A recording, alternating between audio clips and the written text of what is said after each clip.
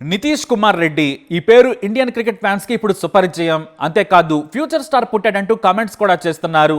ఎందుకంటే MCG ground లో ఒకరి తర్వాత ఒకరు ఆసీస్ బౌలింగ్ ను ఎదుర్కోలేక కుప్పగొలిపోయింది భారత బ్యాటింగ్ ఆర్డర్. ఆ సమయంలోనే 8వ స్థానంలో వచ్చాడు నితీష్ రెడ్డి. తీవ్రమైన ఒత్తిడి. రిషబ్ పంత్ అవుట్ అవ్వగానే నితీష్ రెడ్డి బ్యాటింగ్ కు వచ్చాడు. అప్పటికే ఎంసీజీలో మన వాళ్ళని గేలి చేస్తూ ఉన్నారు ఆసీస్ ఫ్యాన్స్. ఇక మెయిన్ స్ట్రీమ్ మీడియా కూడా సోషల్ మీడియా కంటే అధ్వానంగా బిహేవ్ చేసింది.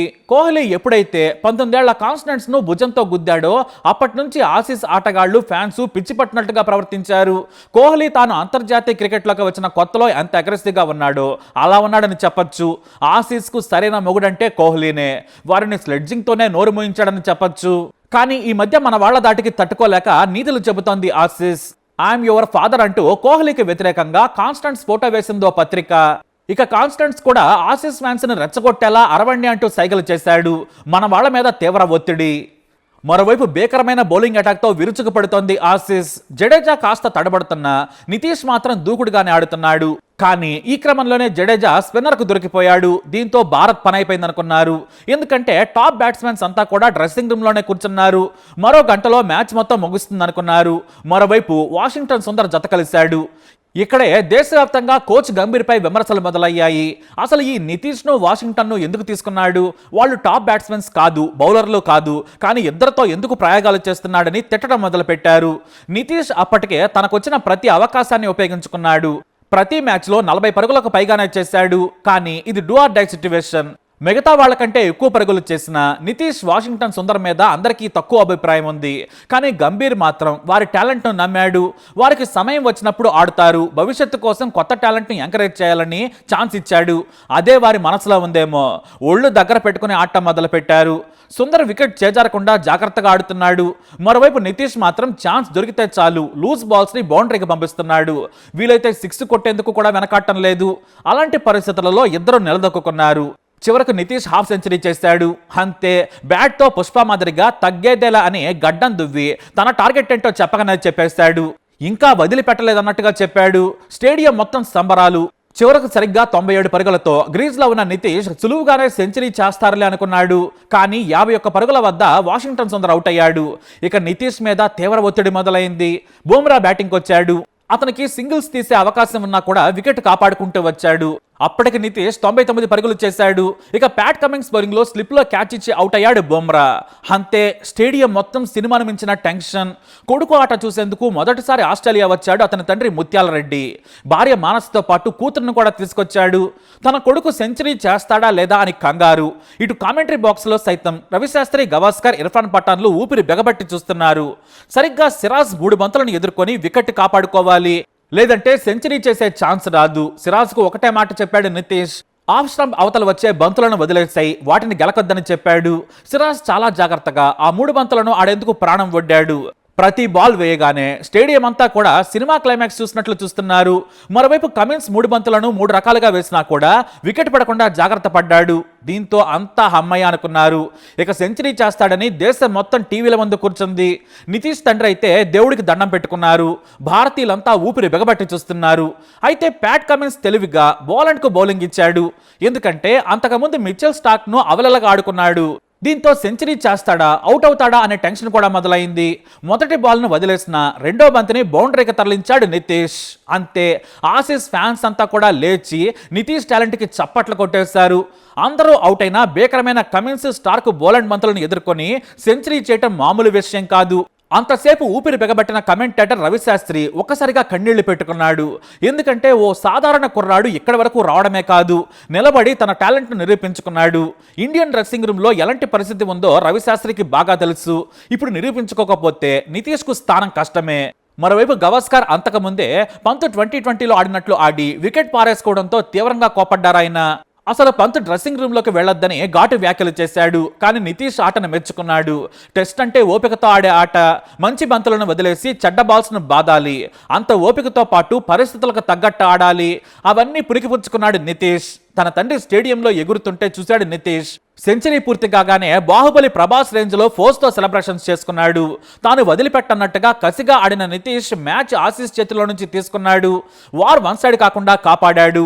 దీంతో న్యూ స్టార్ పుట్టాడంటూ ఆస్ట్రేలియన్ క్రికెటర్స్ కూడా నితీష్ ని పొగట్టం మొదలు పెట్టారు. ఇక హైదరాబాద్ సన్ రైజర్స్ టీంలో తన కింద ఆడే నితీష్ సెంచరీ చేస్తే ఆసీస్ కెప్టెన్ ప్యాట్ కమిన్స్ కూడా చప్పట్లు కొట్టాడు. ఈ మ్యాచ్ ముగియగానే డ్రెస్సింగ్ రూమ్ దగ్గర కొడుకును కలుసుకుని కౌగిలించుకున్నాడు తండ్రి ముత్యాలరెడ్డి. కుటుంబం అంతా సంతోషం వ్యక్తం చేసింది. తండ్రి కన్నీళ్లు పెట్టుకుని నువ్వు సాధించావు, నాకు ఇది చాలు, నేను ఇప్పుడు గర్వంగా ఉన్నానంటూ ఖుషి అయ్యాడు తండ్రి. ఆ తర్వాత తన ఐడల్ కోహ్లీని పిలిచి మరి కుటుంబంతో సహా ఫోటో దిగి పంపించాడు.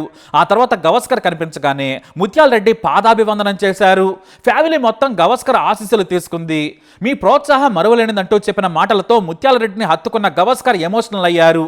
అక్కడే ఉన్న మన జాతీయ మీడియాతో కూడా తెలుగులో మాట్లాడాడు ముత్యాల రెడ్డి. ఇక నితీష్ కూడా ఇంటర్వ్యూలో చెప్పాడు, ఇంతకు ముందే నా తండ్రి నా కోసం జీవితాన్ని త్యాగం చేశాడు. కుటుంబం మొత్తం నా కోసం కష్టపడింది. నాన్న చేసిన త్యాగాన్ని నేను పూరించలేను. కానీ నాకు అండగా నిలిచే నాన్న దొరకటం ఏ జన్మలో చేసుకున్న అదృష్టమో అంటూ ఎన్నో ఇంటర్వ్యూలో చెప్పాడు నితీష్. ఇదే విషయాన్ని ముత్యాలరెడ్డిని అడిగితే తాను పడ్డ తపన కాకుండా కొడుకు పడ్డ కష్టం గురించే చెప్పాడు ఆయన. అదే కదా నాన్నంటే మరి. నేను ప్రతిరోజు ఉదయమే గాజువాక నుంచి పోర్ట్ స్టేడియంకు 30 కిలోమీటర్ల దూరం ప్రయాణం చేసేవాళ్ళం. 5 గంటలకు అక్కడికి చేరుకోవాలి అంటే 4 గంటలకే లేచి రెడీ అయ్యేవాళ్ళం. స్కూటర్ మీద నేను నితీష్ను తీసుకెళ్లేవాడిని. కానీ నా భార్య మానస మాకంటే ముందు లేచి అన్నీ సిద్ధం చేసేది. తాను లేకుంటే మేము అన్ని పద్ధతిగా చేసుకునేవారం కాదు. ఆమె మద్దతు వెలకట్టలేనిది. నాకు అప్పటి వరకు హిందుస్థాన్ జింక్లో మంచి పర్మనెంట్ జాబ్ ఉండేది. కుటుంబం హాయిగా సాగిపోయేది. కొడుకు కూతురు కోసం కొంత సేవ్ చేశాను. కానీ నన్ను సడన్ గా ఉదయపూర్కు బదిలీ చేశారు. దీంతో నాకు భయం వేసింది. ఎందుకంటే నా కొడుకు క్రికెట్ కలను నెరవేర్చలేనేమో అని.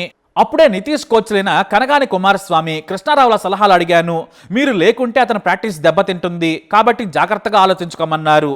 నేను నా కొడుకు క్రికెట్ కెరీరే ముఖ్యమనుకున్నాను. దేవుడు ఎలా రాసిపెట్టి ఉంటే అలానే జరుగుతుంది.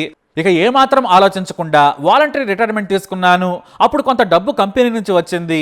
ఆ డబ్బులను జాగ్రత్తగా ఖర్చు పెట్టుకుంటూ కోచింగ్ ఇప్పించాను. ఇంట్లో ఖర్చులన్నీ తగ్గించుకున్నాము. కానీ నా నిర్ణయం చూసి బంధువులంతా పిచ్చి పట్టిందన్నారు. నీ కొడుకేమైనా సచిన్ అవుతాడా అన్నారు. కానీ నా కొడుకు సచిన్ కాకున్నా పర్వాలేదు, జాతీయ స్థాయిలో ఆడగలిగితే చాలు. అతని భవిష్యత్తు ఎలా ఉందో నాకేం తెలుసు. కష్టపడమే మన చేతిలో ఉంటుంది. నా కొడుకు దగ్గర టాలెంట్ ఉందని బలంగా నమ్మాను నేను.